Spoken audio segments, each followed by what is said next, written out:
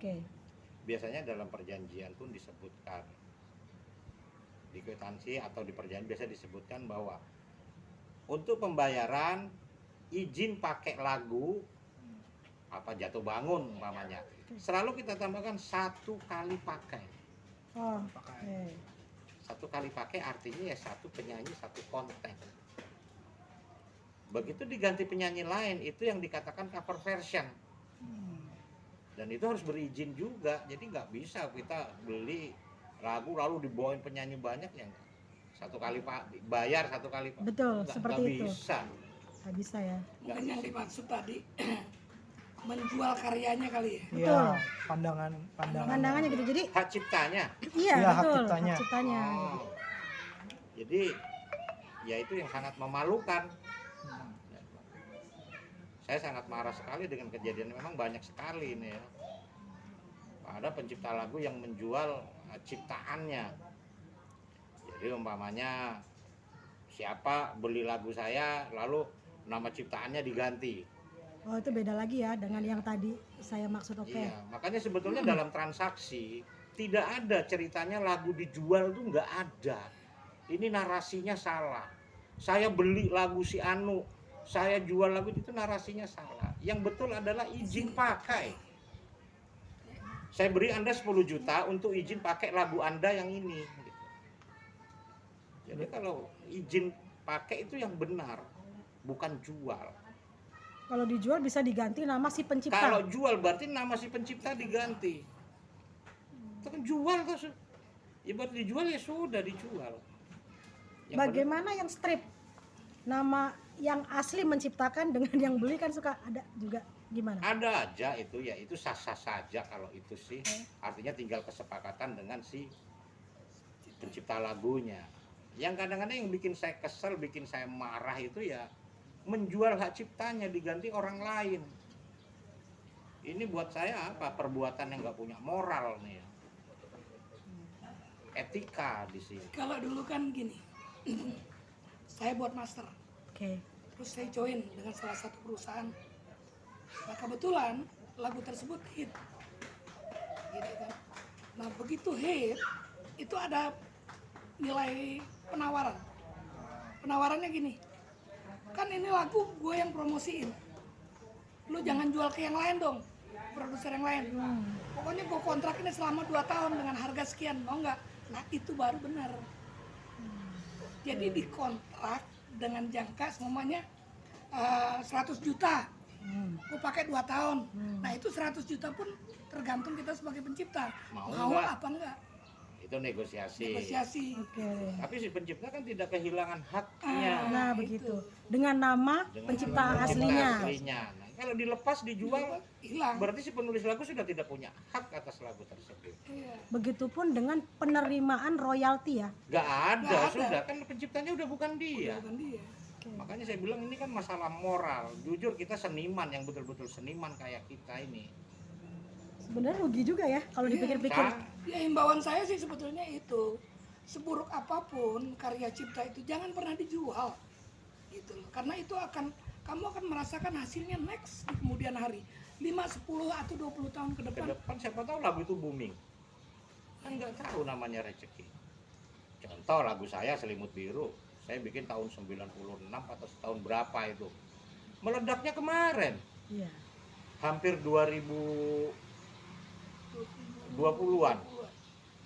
2018 lah mungkin meledak lagi. Setelah 20 tahun lagu tersebut booming. Itu kan rezeki kita Iya, nggak tahu. tahu. Karena lagu itu misteri ya. Istri. Lagu itu misteri. Terus himbauan dari Mas Eko, terus Bang siapa tadi, maaf, Bang Alik sendiri, gimana sih baiknya? Terus jalan tengahnya apa sih supaya tidak terjadi seperti ini? Kan pasti kan berdampak kepada kawan-kawan lain yang memang menciptakan dengan susah payah, dengan nilai, ibaratkan nilai jual kan, kalau itu kan tidak ada nilainya ya. Oh, iya. Sebuah karya itu sangat amat mahal, saking mahalnya nggak ada nilainya tuh kan. Makanya yang Maksudnya saya bilang tadi, itu gimana tuh jalan tengahnya, enaknya di gimana? jalan tengahnya pokoknya seburuk apapun menurut kamu lagu itu tidak bagus mungkin ya, tapi haknya itu, hak eksklusifnya jangan sampai dijual.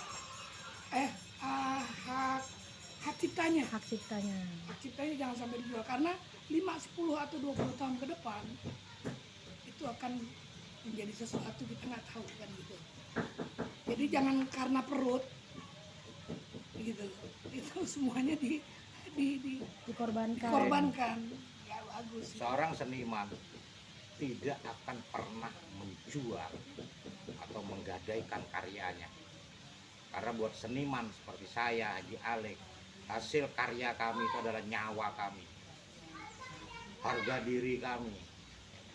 Jadi kalau ada oknum-oknum yang menjual hak ciptanya, itu Anda tidak punya harga diri, Anda tidak punya moral, Anda menjadi penipu yang menjual atau yang membeli hak cipta tersebut, terutama yang membeli.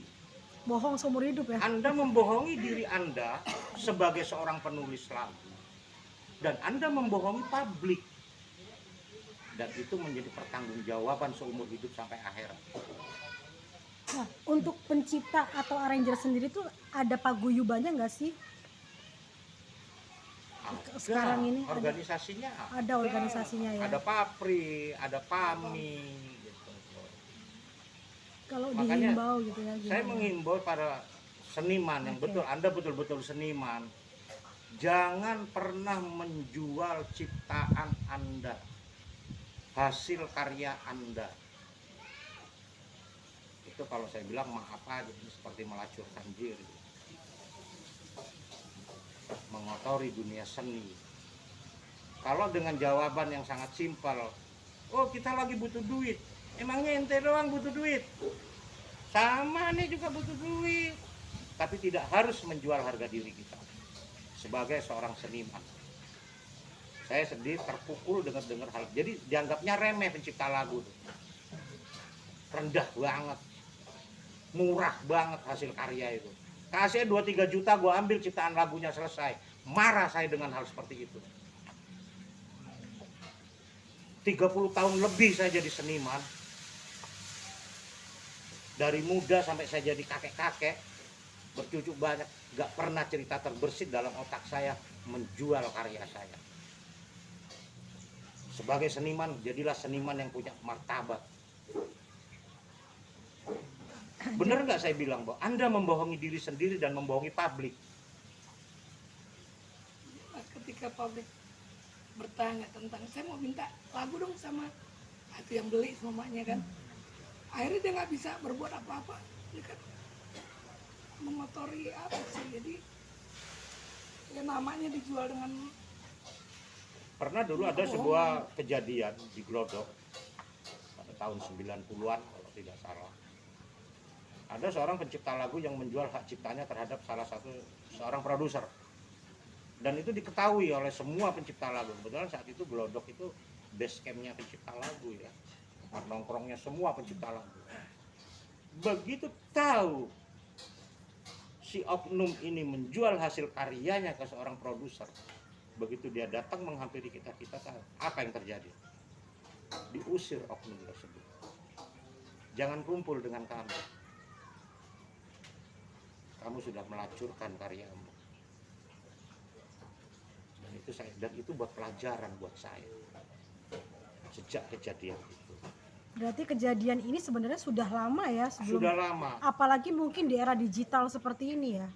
Kan yang mudah, kan sekarang tuh kan mudah tuh orang menyanyi, siapapun yang punya uang bisa beli, bisa nyanyi, dimasukkan ke mana, mohon maaf, YouTube gitu kan bisa semudah itu kan. Kalau dulu kan susah, harus audisi dulu, harus dites dulu gitu kan, harus baris dulu hitungannya gitu kan, supaya bisa masuk tuh gimana caranya, cocok apa tidak nih lagu dengan si penyanyi. Kalau sekarang amburadul begitu. Nah, apakah ini juga salah satu penyebab terjadinya hal yang seperti itu, Mas Eko atau Bang Ali? Enggak sih buat saya. Tetap kepada diri sendiri juga. Balik pada pribadinya sendiri. Gitu ya. Punya moral tidak? Seorang seniman bukan dia. Saya bilang seorang seniman tidak akan pernah menjual harga dirinya. Bersyukur loh penulis lagu. Saya tanya, nyanyi ada sekolahannya, main musik ada sekolahannya. Sekarang saya tanya, sekolahan pencipta lagu di mana? Artinya kita adalah orang-orang yang diberi kelebihan sama Allah. itu patut kita hargai. Artinya hasil dari karya kita itu mahal. Sebelum orang lain menghargai karya kita, kita sendiri yang menghargai dulu hasil karya kita. Nah, kalau kita sudah merendahkan hasil karya kita sendiri, jangan harap Anda akan jadi seniman yang sukses. Bullshit buat saya.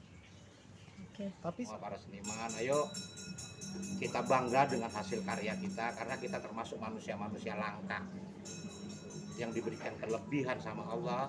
Kita hasil karya kita harus kita hargai sendiri sebelum orang lain menghargai karya Anda.